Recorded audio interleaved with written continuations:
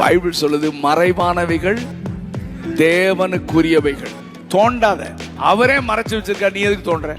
எனக்கு தெரிஞ்சு அவர் மறைச்சு வச்சிருக்காரு அப்படின்ற மாதிரிலாம் பைபிள் எங்கேயுமே சொல்லலை. தமக்கு பிரியமானவனுக்கு தன்னை வெளிப்படுத்துகிறாருன்னு தான் இருக்குது. சரியா? கர்த்தரை தேடுகிறவன் கண்டடைவான் தான் இருக்குது. இயேசுவின் நாமத்தில், அப்போதான் அவர் நாமத்தில் வந்தேன்னா தான் ஜெபமே கேட்பேன். போடா. ஆமென். இது எங்கே இருக்குது? யார் சொன்னா? ஒன்றும் புரியலையே.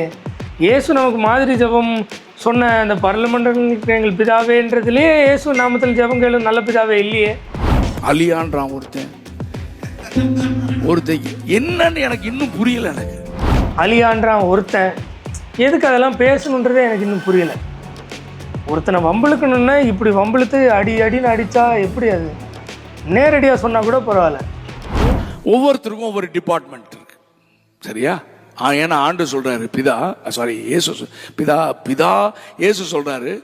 இவங்களுக்கெல்லாம் ஆண்டவர்னு சொன்னாலே ஐயோ, ஆண்டவர்னா நம்ம இயேசு ஆண்டவர்னு சொன்னோமா, இல்லை பிதான்னு சொன்னோமா, இல்லைன்னா அந்த மூன்றாம் நபர் ஆவியானவரை ஆண்டவர்னு சொன்னோமா, டங் ஸ்லிப் ஆகும்.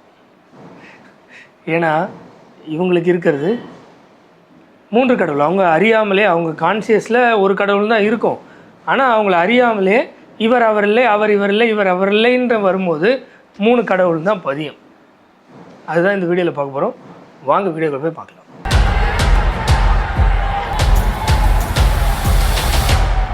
வேதத்திற்கு எதிரான கிறிஸ்தவர்களிடம் கேள்வி கேட்கலாம் வாங்க. நான் வர்ற வேலை எனக்கே தெரியாதுடா.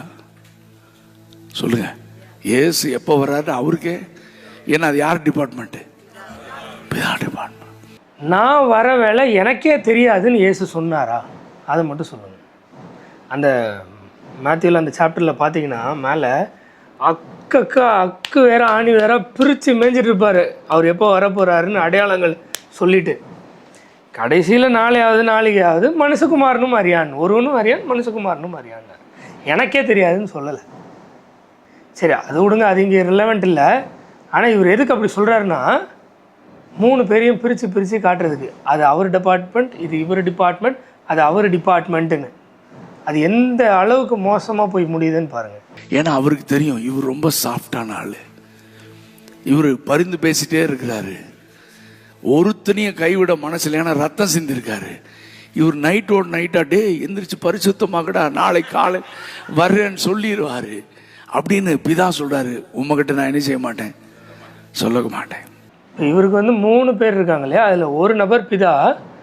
அவர் ரொம்ப ஸ்ட்ரிக்ட் ஆஃபீஸர், கொஞ்சம் ஒரு மாதிரியான ஆள். அவருக்கு அன்பு இறக்கம்லாம் இந்த 2ஆம் நபர் இயேசுக்கு இருக்கிற அளவுக்கு இல்லை. இவர் ஒருவேளை இவர்கிட்ட அந்த நாளை சொல்லிட்டாருன்னா இவருக்கு அந்த அன்பு இறக்கத்தில் என்ன பண்ணிடுவார்னா அந்த நாளைக்கு முன்னாடி நாளே எல்லாருக்கிட்டையும் சொல்லி மனம் திரும்ப வச்சுருவார். அதனால பிதா இது என் டிபார்ட்மெண்ட், உனக்கு தரமாட்டேன்னு சொன்னார். பார்த்தீங்களா? தேவன் யாருன்னு தெரியலன்னா எந்த அளவுக்கு மோசமாக போய் முடியும்னு பார்த்தீங்களா? இவர் அவர் இல்லை, அவர் இவர் இல்லைன்னு நீங்கள் நம்புனீங்கன்னா எங்கே போய் முடியும்னு பார்த்தீங்களா? சிறுவிலே கேள் உன் தேவனாகிய கர்த்தர் ஒருவரே கர்த்தர்ன்றதை நம்பாமல் 3 நபர்கள், 3 distinct person, 3 different person, 3 extra but one God அப்படின்ற நம்பிக்கைக்குள்ளே போனீங்கன்னா எங்கெல்லாம் போய் எப்படியெல்லாம் கேட்க வேண்டியது இருக்குன்னு பார்த்தீங்களா? சரி, இப்போ பிதாவுடைய டிபார்ட்மெண்ட் வேற, குமாரனுடைய டிபார்ட்மெண்ட் வேற, பரிசுத்த ஆவியானுடைய. ஆனால் 3 ஆள் தத்துவம் ஒரே தேவன். இதை இன்னும் விளக்குங்க சார்னா பரலம் வாங்க போகலாம், நான் விளக்குறேன். இதுக்கு மேலே என்ன விளக்க வேண்டியது இருக்குது? முதல் நபர் ரொம்ப ஸ்ட்ரிக்ட்டு, 2ஆம் நபருக்கு இருக்கிற இறக்கம்லாம் அவர் கிடையாது, பாசம்லாம் அவர் கிடையாது. இப்படி சொன்னதுக்கப்புறம் என்ன விளக்க வேண்டியது இருக்குது? அதாவது எவ்வளோ வெளிப்பட்டிருக்கோ அதில் விசுவாசத்து நடக்கிறது தான் கிறிஸ்தவம். அவ்வளோதான். ஒரே தேவன் தான் வெளிப்பட்டிருக்காரு. ஆனால் இதில் 3 டிஸ்டிங்க் பர்சன், இவர் அவர் இல்லை, அவர் இவர் இல்லை, இவர் அவர் இல்லை, இவர் வேற, அவர் வேற. ஆனால் தன்மையில் 3 பேரும் கடவுள். அதனால காட், ஒன் காட். பீயிங்கில் காடு, ஒன் காடு, ஒன் பீயிங். ஆனால் 3 டிஸ்டிங்க் பர்சன். இதெல்லாம் எக்ஸட்ரா. அது போடும்போது ஏன் உங்களுக்கு அது தெரில? நிறைய பேர் சொல்லுவாங்க, இன்னும் நான் உங்களை ஆழத்துக்குள்ளே கூட்டிகிட்டு போகிறேன். இவன் கூட்டிகிட்டு போனான்னா நம்ம வெளியே வர முடியாது. பைபிள் சொல்லுது மறைவானவைகள் தேவனுக்குரியவைகள். தோண்டாத. அவரே மறைச்சு வச்சிருக்காரு, நீ எதுக்கு தோன்ற? எனக்கு தெரிஞ்சு அவர் மறைச்சி வச்சிருக்காரு அப்படின்ற மாதிரிலாம் பைபிள் எங்கேயுமே சொல்லலை. தமக்கு பிரியமானவனுக்கு தன்னை வெளிப்படுத்துகிறாருன்னு தான் இருக்குது. சரியா? கர்த்தரை தேடுகிறவன் கண்டடைவான் தான் இருக்குது.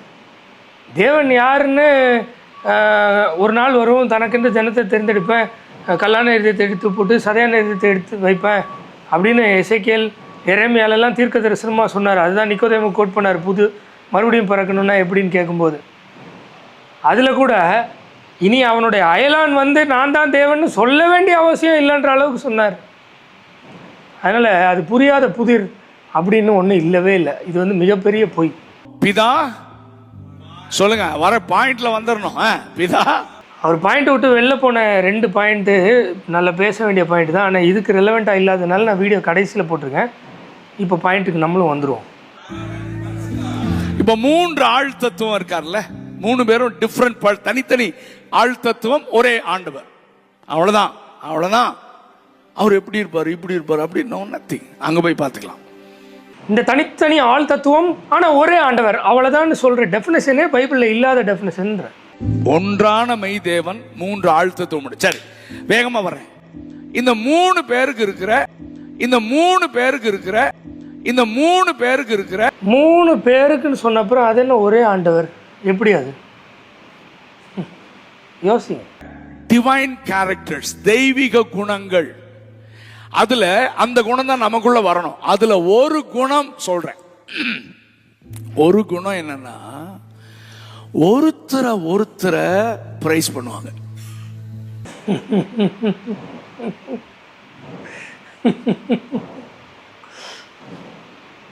ஒரே தேவன் தான் மக்களே. ஒருத்தர் அவங்க மாற்றி மாற்றி ப்ரைஸ் பண்ணிக்குவாங்க.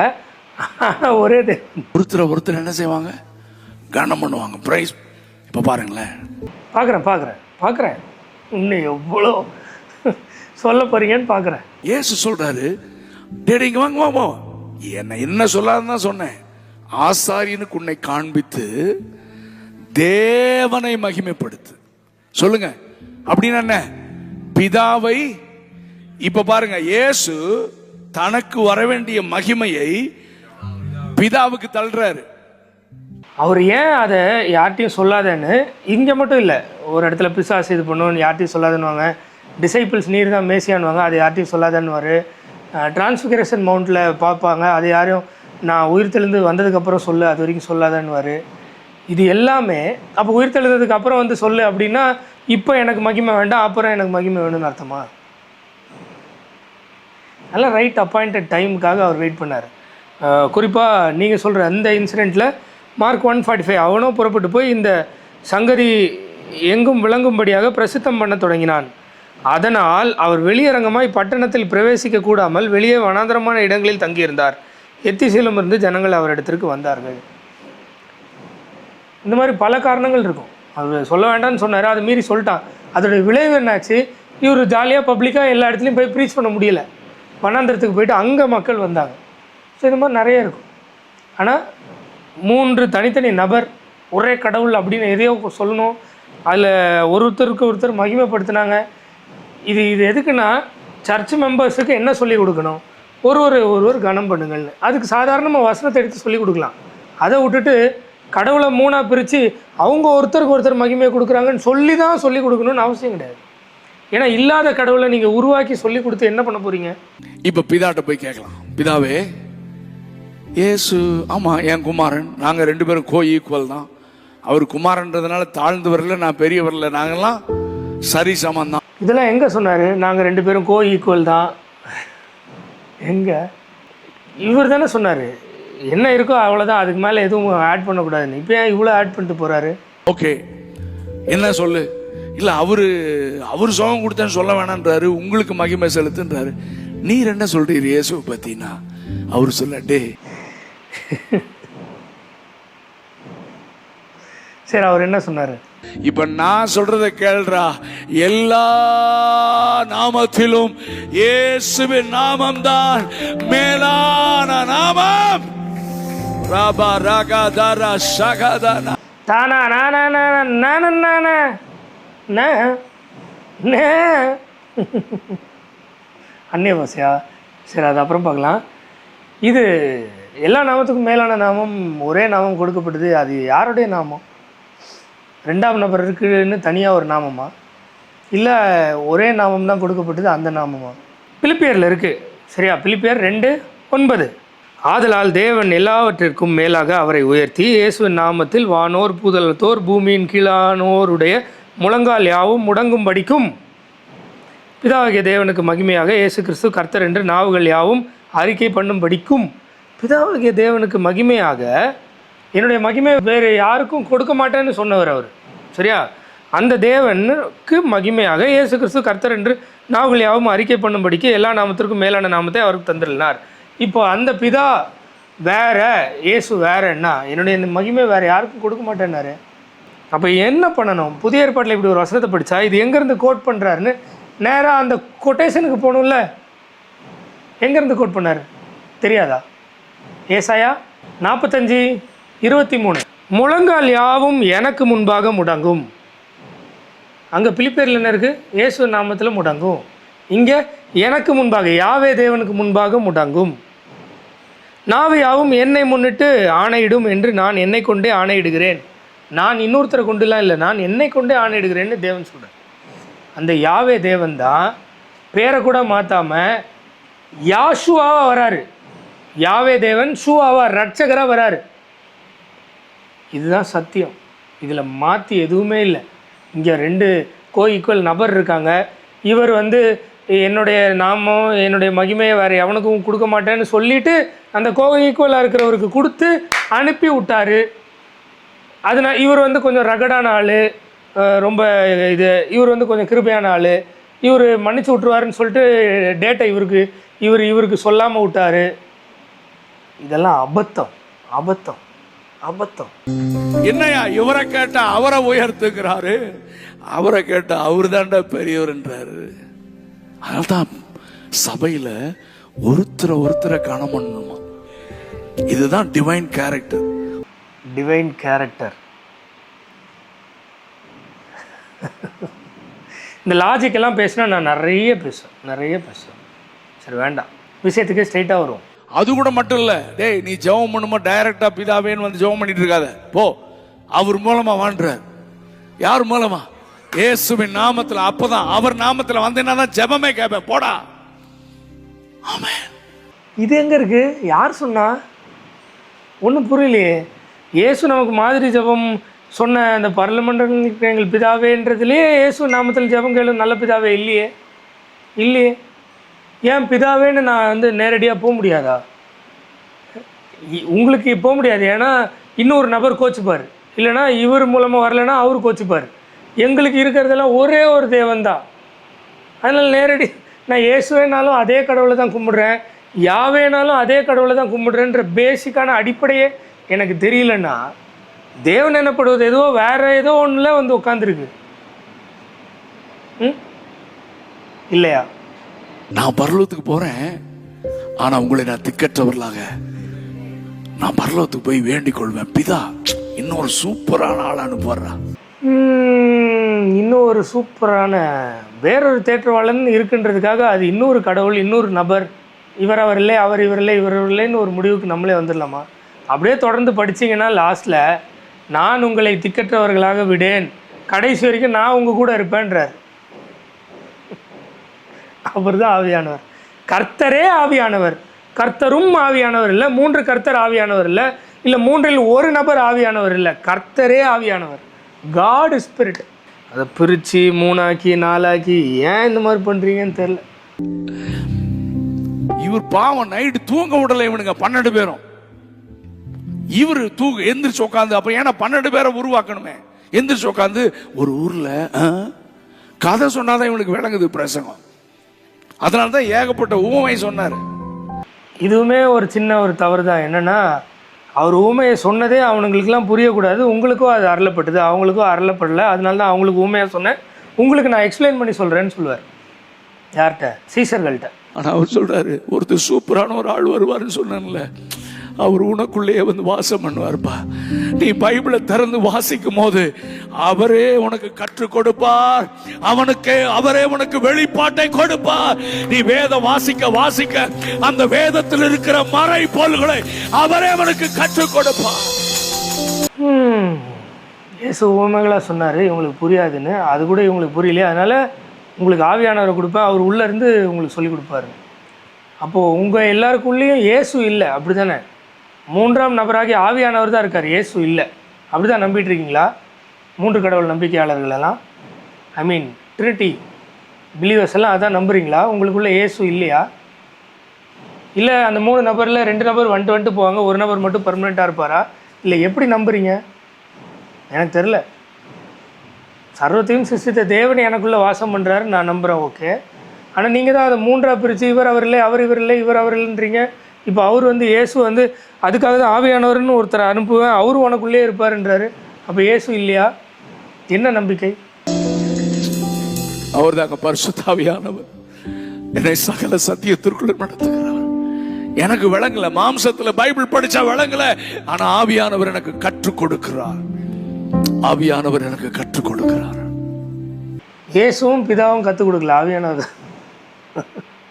இப்படி என்ன பேச வச்சிட்டீங்க பார்த்தீங்களா? இன்னொன்னு சொல்லியிருப்பாரு இயேசு, அடிக்கடி என்ன தேடினீங்கல்ல, நீ அக்கறைக்கு போன நான் வரல, இல்லை நான் மலை மேலே ஜெபம் பண்ண போயிட்டேன்ல, புயல் காத்துல அடிச்சப்போ எங்கன்னு தேடினீங்கல்லடா. ஆமா ஆண்டவரே. அடிக்கடி என்ன தேடினீங்கல்ல, ஆமா ஆண்டவரே. எங்க போனீங்க? ஆமாடா நான் ஜெபம் பண்ண போனேன்டா.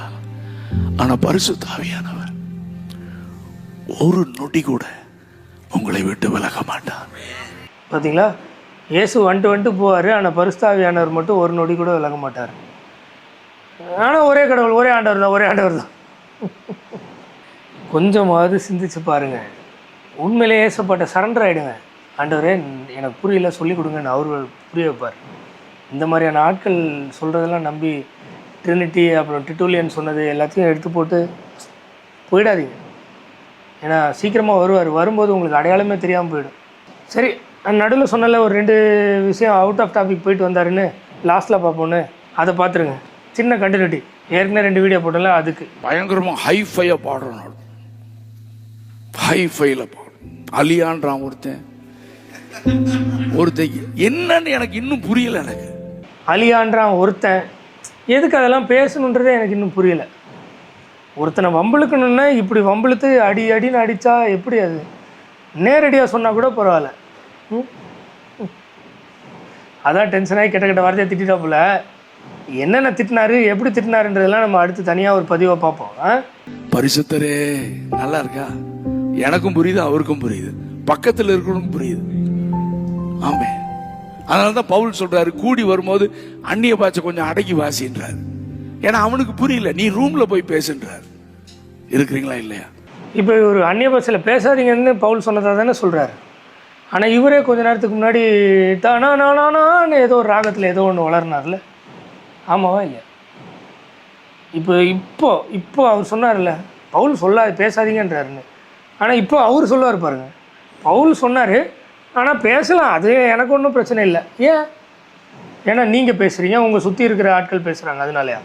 விசுவாசிகளை கூடும்போது பேசுறது தடையில்லை. எனக்கு அதில் எந்த, பவுல் தெளிவாக சொல்கிறார், யாராவது 3rd பர்சன் வந்தார்னா நீ பேசுறது அவனுக்கு புரியாதுப்பா, நல்லா அவனுக்கு தெரிந்த தமிழ் மொழியில் பாடு. ஹலோ, இப்படி தான் இருப்பாங்க, மாற்றி பேசுவாங்க, அவங்களுக்கே ஒன்றும் புரியாது என்ன பண்ணுறேன் என்ன ஏதுன்னு. சும்மா அவங்களுக்கு ஒரு அட்டென்ஷன் வேணும், அந்த குரூப்பை அவங்க பேசி அவங்க ஒரு ஊழியர்கள் அப்படின்னு இந்த ஆள் மனசில் யாரோ பூந்து இவங்களெல்லாம் ஊழியர்கள், இவங்கெல்லாம் பயங்கரமான ஆட்கள் நம்ப வச்சிட்டாங்க.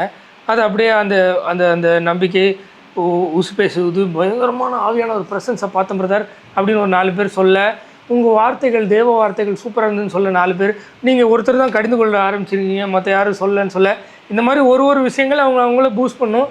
அந்த பூஸ்ட்டை வச்சுட்டு கொஞ்சம் கொஞ்சமாக ஓடிக்கிட்டே இருப்பாங்க. வேறு ஒன்றும் இல்லை. வேதத்துக்கு திரும்பலைன்னா இவரும் சரி, இவரை பின்பற்றுகிறவர்களும் சரி, முடிவு ரொம்ப மோசமாக இருக்கும். அதனால் இன்றைக்கே வேதத்துக்கு திரும்பி ஆண்டவர்கிட்ட ஒப்புரவாகி, ஏசப்பா என்னை மன்னிச்சிருங்கன்னு அவர்கிட்ட திரும்பினீங்கன்னா அவர் உங்களுக்கு தம்மை அழகாக வெளிப்படுத்துவார். இப்படி குழப்பங்களுடன் அல்ல.